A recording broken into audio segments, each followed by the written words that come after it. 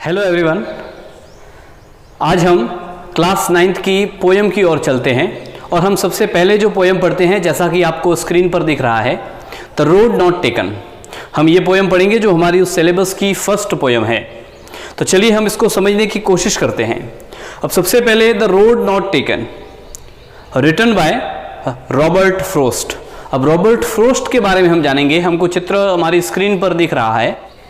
Robert frost जो है वो मूल कैलिफोर्निया अमेरिका के रहने वाले हैं और यूएस से जब बिलोंग करते हैं तो उसी के जो थीम पर उन्होंने अधिकतर पोएम्स लिखी है।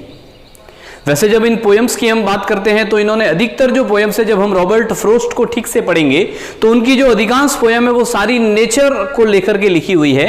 यानी हम लोगों के साथ में कई सारे, जैसे मान लीजिए कई बर्फीली पहाड़ियां हैं तो उनका वर्णन किया है, कई जगह ऐसी है जहां पर और ऑटम सीजन के रूप में उसका किया है, कई पहाड़ियों का वर्णन किया है। तो इस प्रकार की ऐसी बहुत सारी पोएम्स जो है वो हमको इनकी देखने को मिलेगी। तो हम जो है वो सीधे पोएम की ओर चलते हैं। यह poem the road not taken है।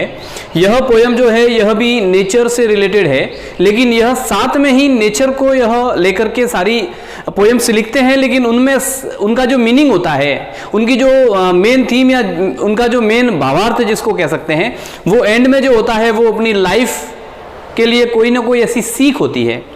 अब यह जो लेसन है इसमें भी हमको ऑटम सीजन के बारे में और वर्णन किया है और हमारे जीवन में जो रास्ते आते हैं उनमें किस तरह से हम इन जीवन की, इस दुनिया की चकाचौंध को देख करके हम भटक जाते हैं, इस भौतिकता को देख करके हम लोग भटक जाते हैं और हम हमारा जो भी मोटो होता है जीवन का, हमारा जो लक्ष्य होता है उसको भूल जाते हैं। तो उसी को लेकर के इस लेसन में भी वर्णन हुआ है। तो यह जो the road not taken poem है, इस पोएम के अंदर उन्होंने ऑटम सीजन, दो रास्ते एक जंगल में हैं और उन दो रास्तों में से अपने जीवन को कौन सा सफल बना सकता है, मेकिंग चॉइसेस कह सकते हैं। यानी हमारे जीवन में होता है ना, कई बार मान लीजिए मार्केट में गए और हमको शर्ट लेना है। अब हम लोग उसमें कंफ्यूज हो जाते हैं, दो तरह के शर्ट है, ये लूं या ये लूं, ये भी अच्छा है और ये भी अच्छा है, लेकिन लेना एक ही है। तो ऐसी कंडीशन में हम लोगों के सामने ये परेशानी आ जाती है। मान लीजिए हम कहीं पर खाने के लिए गए और वहां पर आइसक्रीम भी है और साथ में कोई ऐसा चाट आइटम भी है, हम लोगों को ये भी अच्छा लगता है और ये भी अच्छा लगता है, उसमें से हमें क्या चुनना है, इसमें हम लोगों को कई बार कंफ्यूजन हो जाती है। कहा जाता है कि एक ही लेना है, हमको तो आइसक्रीम भी अच्छा लगता है और जो चाट है वो चाट भी अच्छी लगती है। तो हमारे सामने एक बहुत बड़ी कंफ्यूजन आती है कि इसमें से मैं कौन सा लूं। तो यह हमारे जीवन में बहुत सारे ऐसे पॉइंट्स होते हैं जिसमें हम लोगों को चॉइस करना होता है, लेकिन इसमें जो चॉइस है उस पर बड़ी बात कही है ना। वो कैसी कही है हम इस पोएम के साथ में समझते हैं। मैं पहले उसकी भूमिका रखता हूं। अब यहां पर जैसा आपको स्क्रीन पर दिख रहा है, this well non poem is about making choices and the choices that shapes us।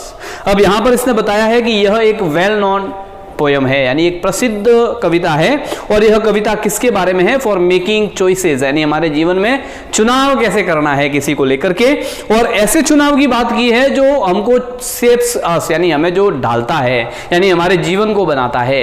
इस चॉइस के कारण हमारे साथ अच्छा होने वाला है या बुरा होने वाला है वो उसके साथ तय होता है। जैसे मान लीजिए हम पढ़ाई कर रहे हैं, अब हम पढ़ाई कर रहे हैं, हम 9th क्लास में पढ़ते हैं, हम 10th क्लास में पढ़ते हैं, हम 8th क्लास में पढ़ते हैं।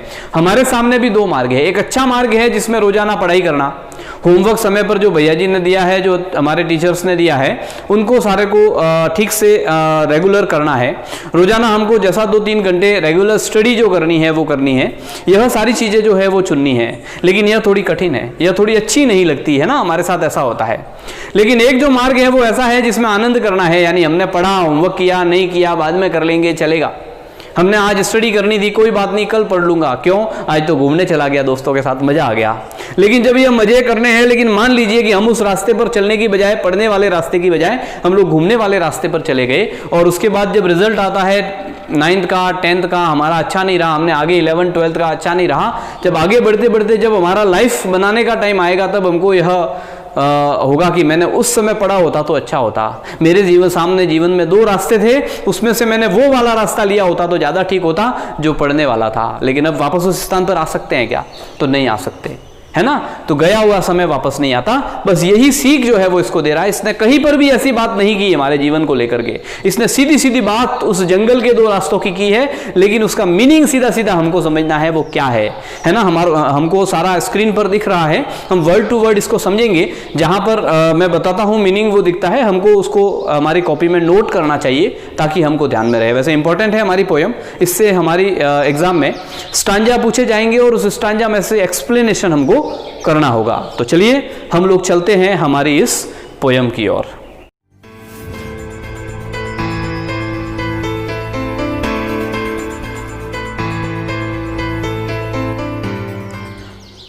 Two roads diverged in a yellow wood, and sorry, I could not travel both. And be one traveler, long I stood and looked down one as far as I could to where it bent in the undergrowth. अब यह पहला stanza हमने पढ़ा है।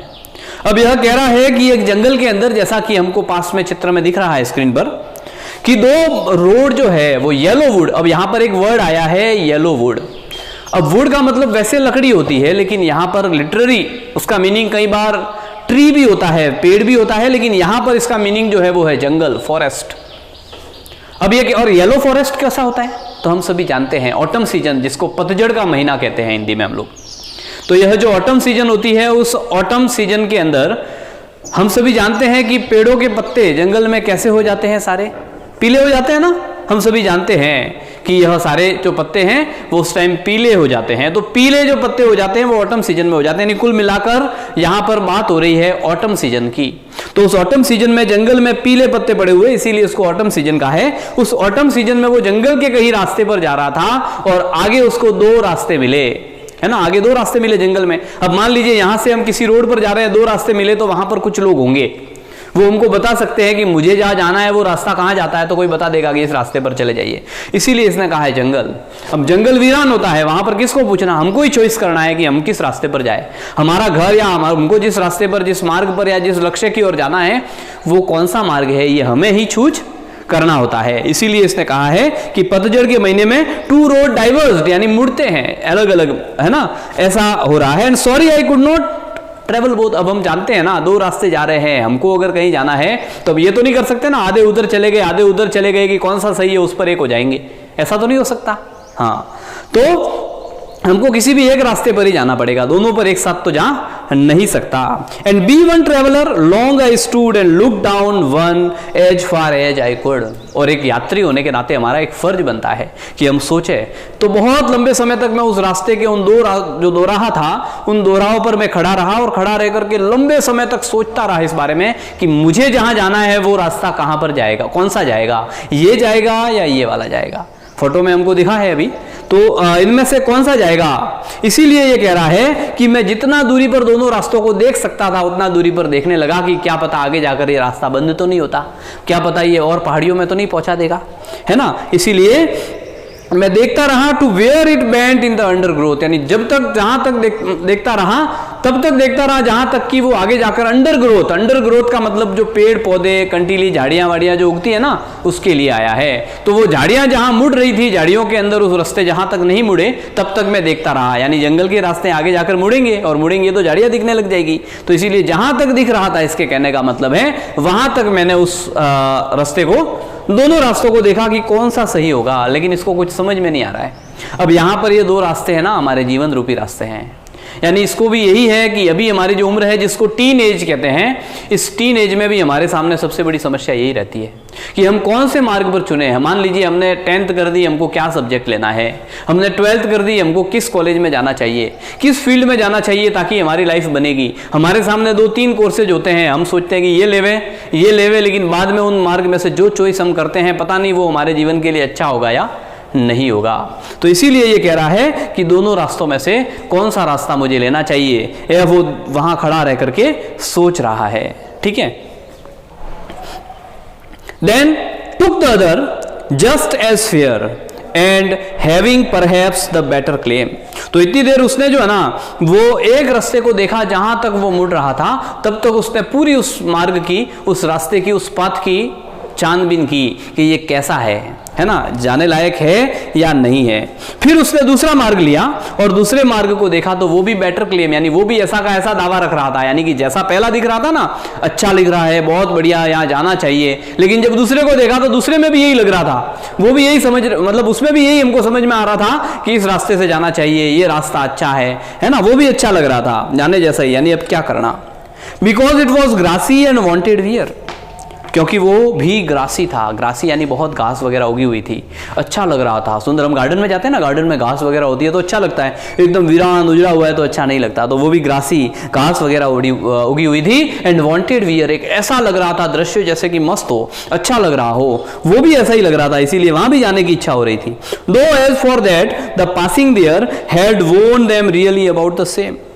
और हम लोग अगर देखते हैं, मैंने उस रास्ते से को जब देखा दूसरे को, पूरी अपनी नजरें जो है वो वहां से जब गुजारी तो मुझे पहला जैसा मार्ग लगा था, दूसरा भी वैसा का वैसा ही लगा। कंफ्यूजन है, यानी किस रास्ते पर जाना। यानी हम हमारे जीवन रूपी जब विचार करते हैं तो हमको दोनों मार्ग एक जैसे लगते हैं, ये जाएंगे तो ये होगा, ये जाएंगे तो ये होगा, हमको ऐसा लगने लगता है। तो दोनों ही रास्ते उसको सेम लग रहे थे, अब क्या करना।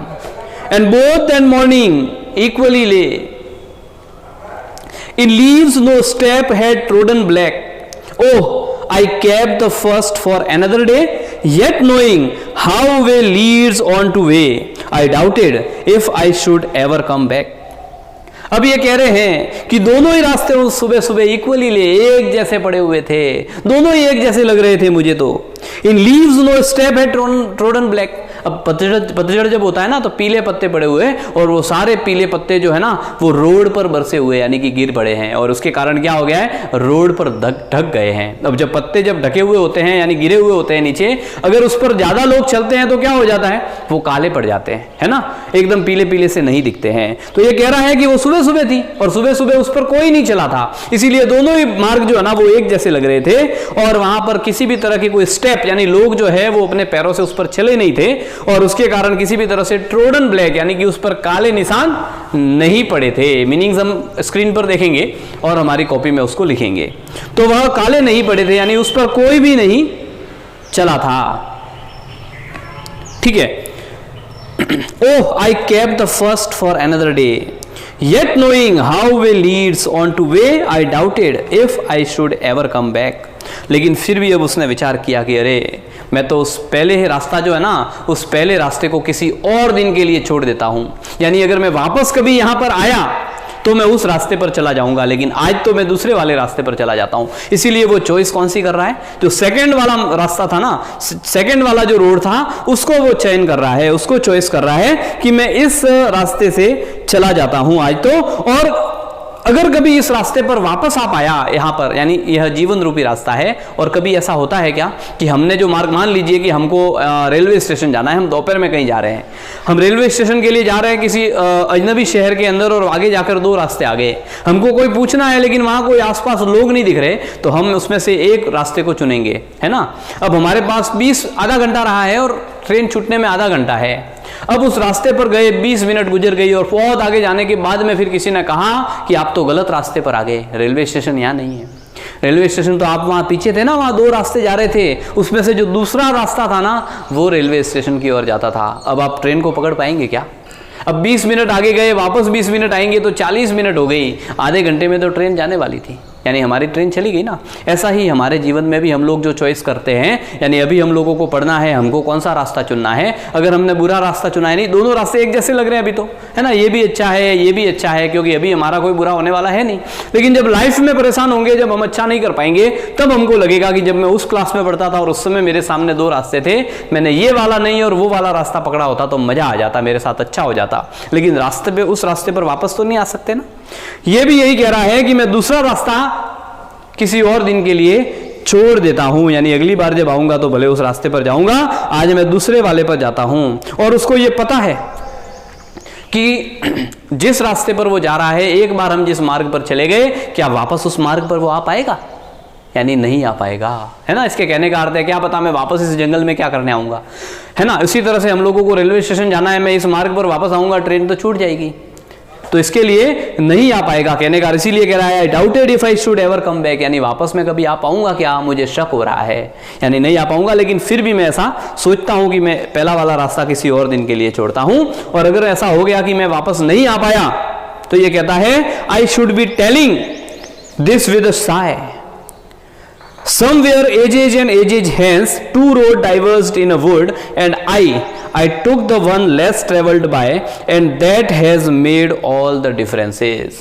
और इसीलिए ये कहता है कि मैं इस रास्ते पर वापस नहीं आ पाऊंगा, लेकिन मैं इस रास्ते पर चलने के बाद जिस लक्ष्य की ओर पहुंचूंगा, जब बहुत समय गुजर जाएगा तो मैं फिर भर करके कभी बातें करूंगा कि अरे कभी एजेज एंड एजेज बिफोर, यानी बहुत समय पहले, बहुत सालों पहले मेरे सामने, मैं किसी जंगल से जा रहा था और मेरे सामने दो रास्ते आए थे और उसमें से मैंने वो रास्ता चुना था जो लेस ट्रेवल्ड बाय, यानी जिस पर कम लोग चले थे, जिस पर कम लोग चले थे, मैंने वो रास्ता चुना था। और आज मैं जो भी हूं, अब हो सकता है उसने जो रास्ता चुना वो उसको लक्ष्य की ओर ले जा रहा है या नहीं ले जा रहा। मान लीजिए कि 10th के बाद 11th या 12th के बाद कॉलेज के अंदर आते हैं और हमने जो सब्जेक्ट लिया, जो पढ़ाई की, अब हम सोचते हैं कि अब वो रास्ता अच्छी और ले जाएगा या बुरे कार्यों की ओर ले जाएगा, है ना, बुरे जीवन की ओर ले जाएगा, वो हम नहीं जानते हैं। वो उस समय ही पता चलेगा, तब हम याद करेंगे कि अरे मैंने जब 12th या 10th पढ़ी थी, मैंने ये सब्जेक्ट नहीं पढ़ करके ये सब्जेक्ट पढ़ा होता तो मेरा ठीक हो जाता, लेकिन अब तो वापस आ नहीं सकते ना, इसीलिए ये ऐसा सोच रहा है। यानी कि यह हमारे जीवन में किस तरह से चॉइसेस करनी चाहिए, इसके बारे में इसने एक ऑटम का जो सीन है वो बताया है और उसके साथ में हमको समझाने की कोशिश की है। मुझे आशा है आप लोगों को समझ में आ गई होगी, है ना, ठीक से समझ गए होंगे। तो इसके साथ में ही हमको जो क्वेश्चन आंसर एंड एक्सप्लेनेशंस वो बता दिए जाएंगे हम नेक्स्ट क्लास के अंदर, उसमें हम लोगों को यह सारे जो है वो एक्सप्लेनेशंस एंड क्वेश्चन आंसर्स जो है वो करने हैं। ठीक है, थैंक यू।